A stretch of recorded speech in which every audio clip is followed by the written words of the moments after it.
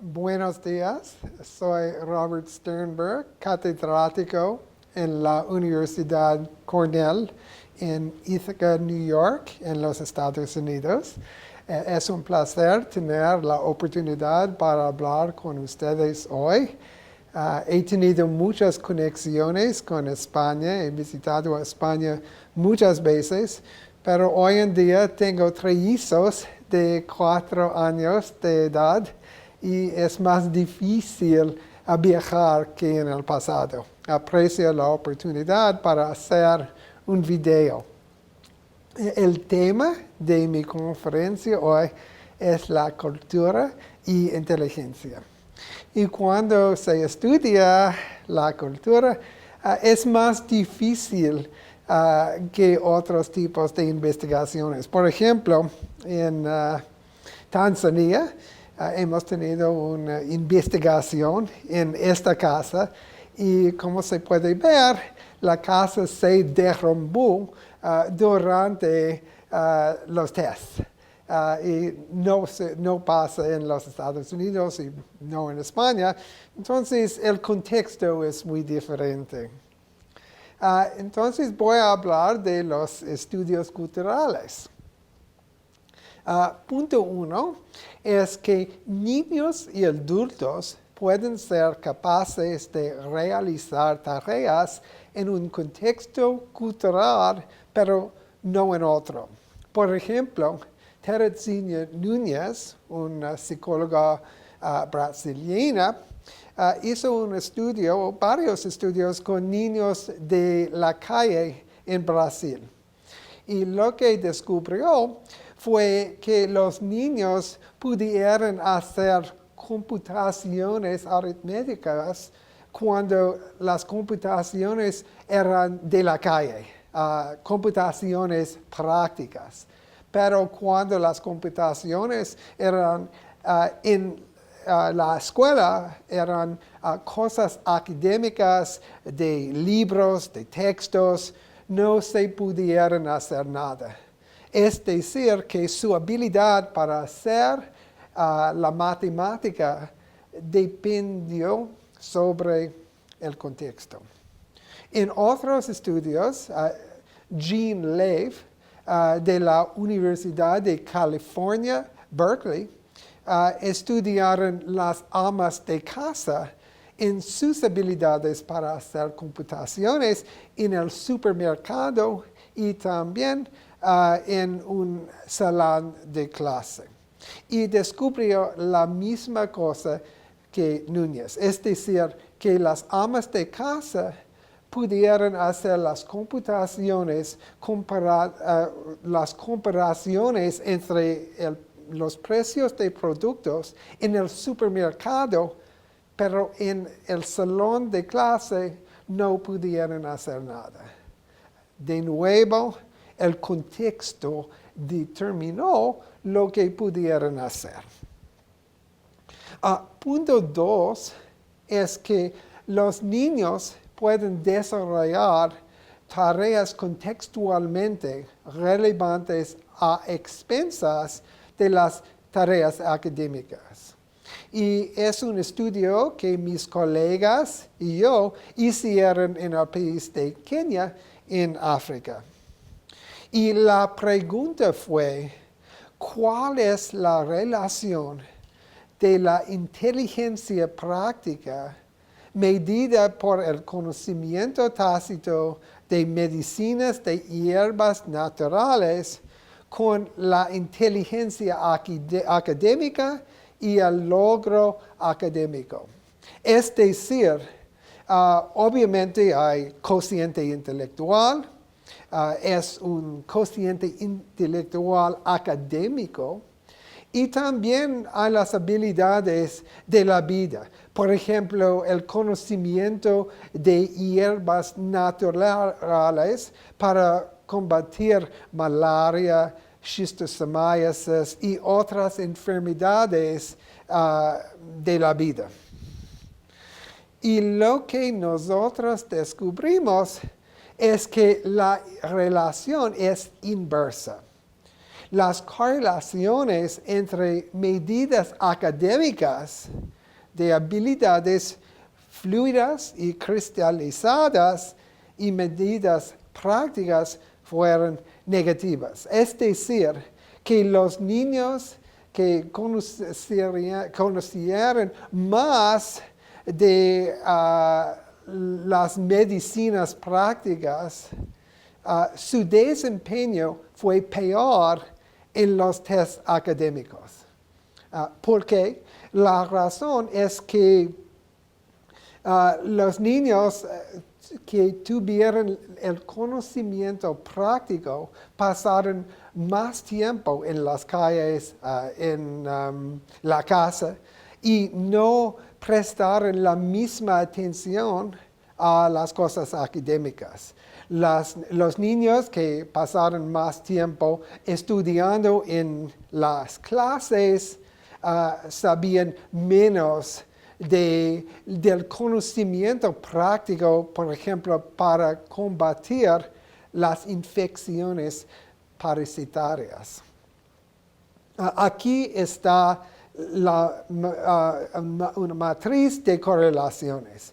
Y en la primera columna, se puede ver que todas las correlaciones entre las medidas académicas con conocimiento tácito, TK, todas las correlaciones son negativas. Es decir, que una medida de vocabulario de su propia lengua, el vocabulario del salón de clase de inglés, vocabulario en total, y Raven Matrices es una medida de la habilidad fluida.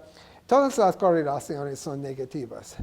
Y entonces no se debe concluir que si un estudiante no puede recibir buenas notas, conseguir buenas notas en los tests de cociente intelectual, que implica que el estudiante no es inteligente. Punto 3 es que los niños pueden tener habilidades prácticas significativas que no son reconocidas en tests académicos. Es decir, que los tests que usamos en las escuelas, aún las universidades, no miden habilidades importantes y prácticas de la vida cotidiana. Y es un estudio de inteligencia académica y práctica en los esquimales, los Yupik de Alaska, en los Estados Unidos, en el noroeste.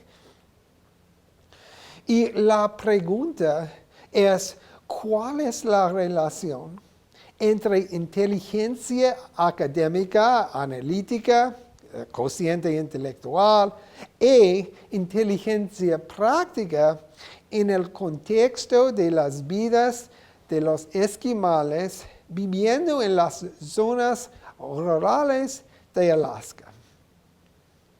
Y la respuesta es que los niños y niñas de zonas urbanas rindieron mejor en test de inteligencia académica que los niños y niñas Yupik de zonas rurales. Es decir, que nuestros resultados son los mismos que descubren otros.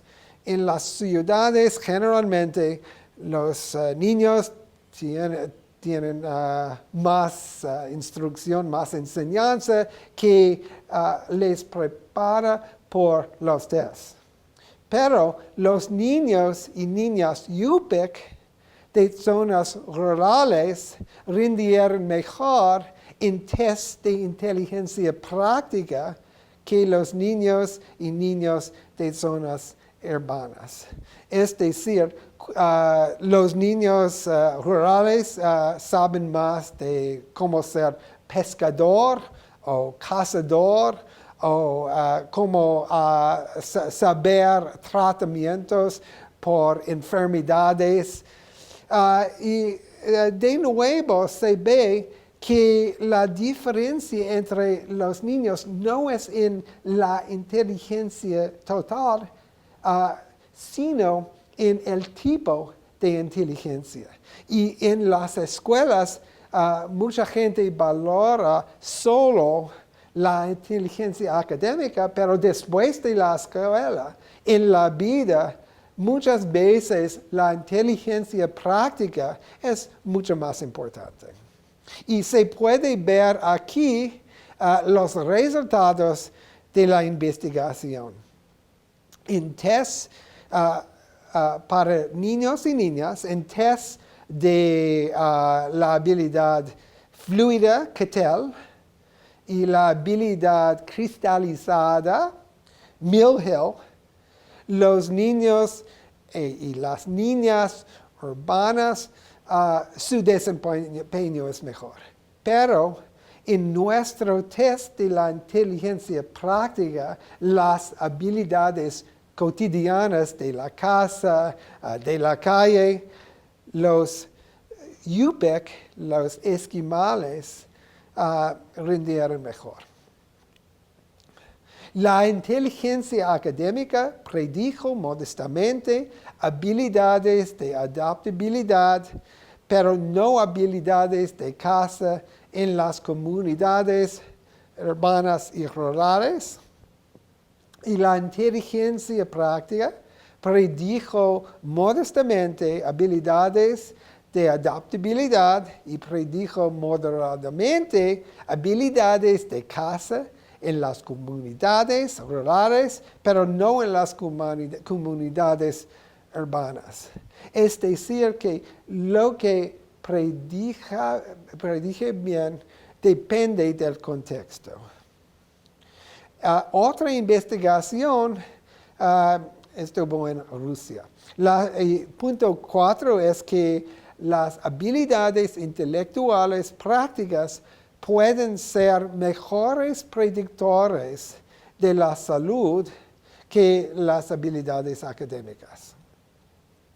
Y la pregunta en este estudio fue, ¿cuál es un mejor predictor de la salud física y mental de adultos?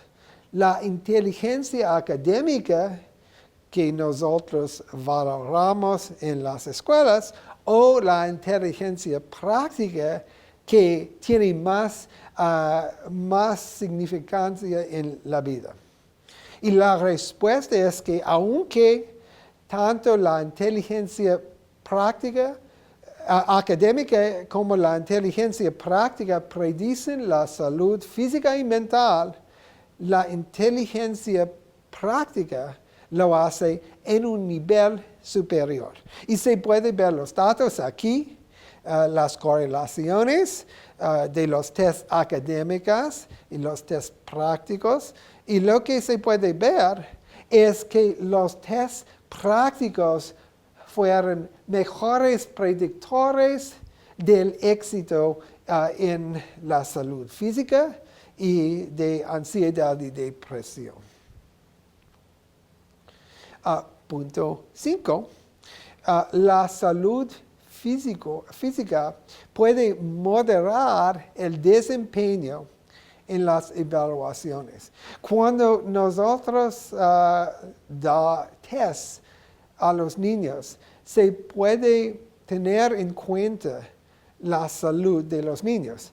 Y en partes de España o en partes de los Estados Unidos, la mayoría de los niños tienen buena salud. Pero en muchas partes del mundo, la salud de los niños y las niñas puede ser mucho peor, muy malo.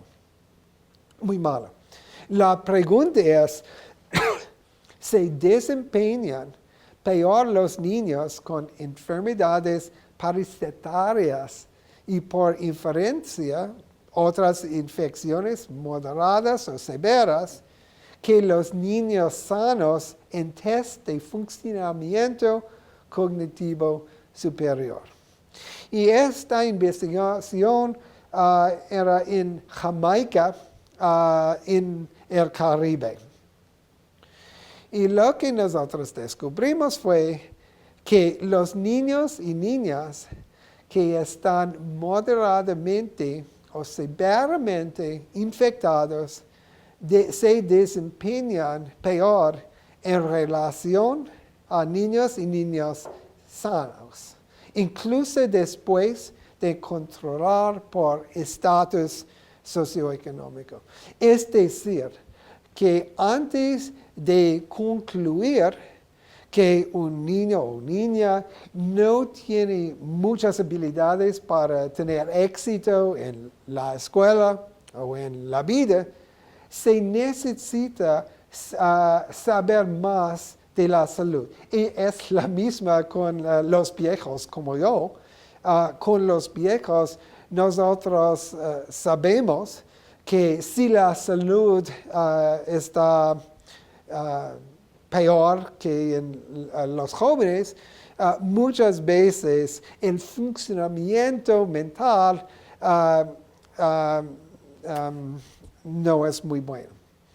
Y lo mismo es verdad con los niños de la calle o los niños en Jamaica, que si la salud no es buena, su funcionamiento mental es peor. Y se puede ver los datos aquí. Nosotros tuvimos 4 tests, Visual Search, la memoria, el razonamiento y motor. Y en cada test, los niños infectados rindieron peor, excepto por motor fino. Y no sabemos por qué. Pero por las habilidades más avanzadas, los niños con enfermedades rindieron desempeño peor. Pregunta 6 es la evaluación dinámica, es decir, cuando se da un examen y después instrucción y después otro examen, es decir, que hay un pretest, una intervención y un posttest, es la evaluación dinámica. Y la evaluación dinámica puede revelar habilidades cognitivas no mostradas por evaluaciones estadísticas. Y es una investigación en Tanzania con evaluaciones dinámicas. Y la pregunta fue, ¿revela la evaluación dinámica con pretest, instrucción, enseñanza y posttest de los niños y niñas en edad escolar en la Tanzania rural, el potencial intelectual oculto de ellos y por inferencia de los niños y niñas en zonas urbanas? Y la idea es que muchos de los niños en países o culturas como Tanzania simplemente no pueden mucha experiencia con tests. Y cuando reciben tests, no saben lo que hacer. Y la idea de una evaluación dinámica es que ellos tienen un pretest y después instrucción, enseñanza, que pueden darles no solo conocimiento de la materia, pero también conocimiento de los tests, de la naturaleza de los tests. Y la respuesta es sí. Los puntajes de los participantes en el grupo experimental evaluado dinámicamente mejoraron significativamente y adicionalmente significativamente más que los puntajes de los participantes en el grupo control, evaluado estáticamente. Y se puede ver los resultados aquí. Lo que nosotros comparamos aquí es el desempeño en un pretest y un posttest para estudiantes en una condición dinámica y de control. Y en la condición dinámica hay un mejoramiento aquí del pretest a posttest. En el control, en la condición control, donde no hay enseñanza entre pretest y posttest, no hay mejoramiento significativo. Es decir, que si se da en el contexto de un test la oportunidad para aprender materia y en la naturaleza del test, los niños pueden hacer mejor. Es un análisis para una tarea de ordenamiento, series problems. Y de nuevo, en la condición dinámica, hay un mejoramiento del desempeño. En la condición control, sin enseñanza entre pretest y posttest, el desempeño disminuye. Y aquí se puede ver por un juego de 20 preguntas. Y de nuevo, hay un gran mejoramiento en la condición dinámica y nada pasa en la condición control. Y la lección es que con mucha gente, incluyendo mis propios niños, no comprenden bien los tests. Cuando era niño yo, mis scores en los tests de cociente intelectual eran muy bajos. Y la razón, yo creo, fue que no comprendí el contexto de un texto. Y también, quizás como resultado, tuviera ansiedad de test.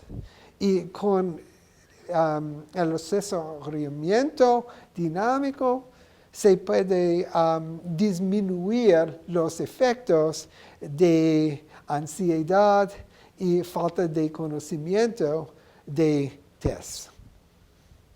En el grupo experimental, la correlación entre pretest y posttest fue aproximadamente 0.3, la cual es significativamente más baja que la correlación cercana a 0.8 arrojado por el grupo control.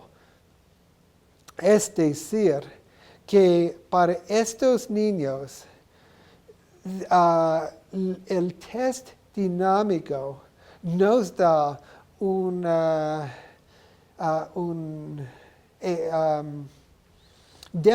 demostración mejor de sus verdaderas habilidades. Siento mucho que mi castellano no sea muy bueno, pero no tengo muchas oportunidades, casi ninguna oportunidad en los Estados Unidos para hablar castellano. Y el resultado, como ustedes pueden oír, es que no hablo muy bien. Si tuviera más práctica, espero que podría hablar mejor. Entonces, en el grupo experimental, los puntajes de posttest correlacionaron significativamente más con otras medidas cognitivas de memoria de trabajo que los puntajes de pretest. Punto 7. Nuevos tests de habilidades cognitivas revelan nuevos aspectos de desempeño en los niños enfermos. Y la pregunta fue, ¿son mejores en un test que mide la habilidad para seguir instrucciones de maestros, los niños enfermos tratados con drogas antiparasitarias. Entonces, si en la clase hay niños enfermos con infecciones parasitarias, si se da tratamiento, es el resultado un mejoramiento de su desempeño. Y la respuesta es sí. Los niños y las niñas evaluados en tal test, el ZCAI, cuyas enfermedades parasitarias fueron tratadas, rindieron mejor que los niños y las niñas que no fueron tratadas respecto de su desempeño inicial. Es decir, si se tiene en el salón de clase niños enfermos, se debe tratar las enfermedades antes de medir sus habilidades y su desempeño. Y se puede ver la diferencia aquí con más instrucciones en cada grupo. Lo más la instrucción, lo mejor el desempeño. Y las líneas refieren a diferentes cantidades de instrucción. Ok, punto 8. Nosotros hemos hablado de la inteligencia en otras culturas y la idea en general es que el desempeño en los test de la inteligencia depende de muchos factores. No se puede dar un test de cociente intelectual y hace una conclusión sin tomar en cuenta el contexto. Ahora nosotros pensamos en conceptos de inteligencia o teorías implícitas de la inteligencia. Y punto 8 es que la inteligencia puede ser cosas diferentes en diferentes culturas. Nosotros hicimos estudios con gente común y profesionales en los Estados Unidos y en Taiwán y en Kenia. Y lo que descubrimos es que en los Estados Unidos los factores implícitos en las concepciones de la inteligencia fueron resolución de problemas prácticos, habilidad verbal y competencia social. Y se puede notar que solo la habilidad verbal está medida por los tests de cociente intelectual. En Taiwán hay 5 factores: habilidad cognitiva, competencia interpersonal, es decir, con otras personas, competencia intrapersonal, es conocimiento de sí. Son factores como en la teoría de Howard Gardner. Y también saber cuándo mostrar públicamente la propia inteligencia, cuándo se debe demostrar la inteligencia. Por ejemplo, se trata de demostrar la inteligencia cuando se da una conferencia como esto. Y saber cuándo no mostrar públicamente la propia inteligencia. Por ejemplo, si se tiene una cita íntima, romántica, probablemente no es la ocasión para mostrar su inteligencia o su conocimiento de la física o de la matemática. Y a veces la gente trata de mostrar su inteligencia en contextos poco apropiados. En Kenia hubo 4 conceptos de inteligencia: RIECO, que incluye conocimiento, habilidades. Son habilidades básicamente de conocimiento, pero también prácticas. Luoro, que es respeto. Paro, que es iniciativa. Y wijo, comprensión de las complejidades de una situación. Y la idea aquí es que solo riesgo está medida por los test de inteligencia, pero riesgo incluye mucho más del conocimiento en los test de inteligencia. Punto 9 es que las evaluaciones que hacen los profesores de los estudiantes están limitadas por sus concepciones de inteligencia. Y esto fue un estudio de las concepciones de inteligencia de padres y profesores en San José, California. Y la pregunta fue, ¿rinden los niños y niñas de un grupo étnico particular mejor en la escuela si las concepciones de inteligencia de sus padres calzan con las de sus profesores? Es decir, que en cada grupo étnico la concepción de la inteligencia es un poco diferente. Las madres, los padres en un grupo enfatizan con sus niños, con sus hijos, habilidades diferentes que en otras culturas. Y el resultado es que un niño puede ser inteligente en la casa, pero en la escuela no está considerado muy inteligente. Y la respuesta fue sí. Padres angloamericanos y asiático-americanos enfatizaban competencia cognitiva en su concepción de inteligencia.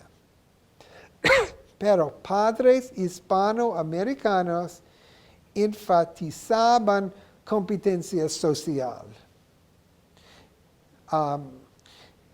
Los profesores enfatizaban competencia cognitiva. Es decir, que las concepciones de la inteligencia fueron muy similares entre los profesores y los padres de los estudiantes angloamericanos y asiático-americanos. Pero los estudiantes y los padres hispanoamericanos tuvieron concepciones de inteligencia diferentes, más enfatizaba las habilidades sociales. Y el resultado fue que sus profesores no vieron a ellos como muy inteligentes. Los profesores valoraban más las habilidades de los niños y niñas angloamericanos y asiático-americanos que valoraban las habilidades de los niños y niñas hispanoamericanos. No es decir que un grupo fue más inteligente que otro grupo, solo la compatibilidad entre las teorías implícitas fue más para los padres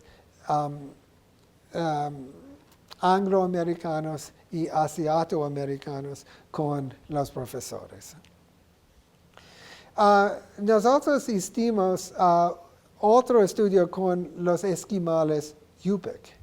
Y cuando estudiantes de secundaria Yupik en Alaska estudian conceptos geométricos triárquicamente, analítico, práctico, creativo, ellos rinden mejor que estudiantes que estudian los mismos conceptos de un modo convencional, independientemente de la forma de evaluación utilizada. Es decir, cuando se enseña a las fortalezas de los estudiantes. Y los estudiantes Yupik, sus fortalezas son más prácticas. Y cuando se usa materia, por ejemplo, de pescadores y pescan mucho los esquimales, su desempeño es mejor. Y mucho del contenido en las escuelas es muy abstracto, no tiene mucha relevancia a la vida cotidiana y el resultado es que los estudiantes, especialmente por ejemplo los UPEC, no hacen buen desempeño. Entonces nosotros hicimos un proyecto de arco iris y la idea es que los mismos conceptos aplican en los Estados Unidos. Es decir, cuando se usa como sujetos a los niños en las escuelas en Ithaca, New York o New Haven, Connecticut, los conceptos son iguales. Que los estudiantes hacen mejor desempeño cuando se toma en cuenta el patrón de sus habilidades. Si se enseña a sus fortalezas y no solo a sus debilidades, el desempeño es mejor. Muchas gracias por la oportunidad para conferenciar hoy. Siento mucho de nuevo que no pueda hacer ahí, pero espero que vamos a tener otras oportunidades en el porvenir. Hasta luego y chao. Gracias.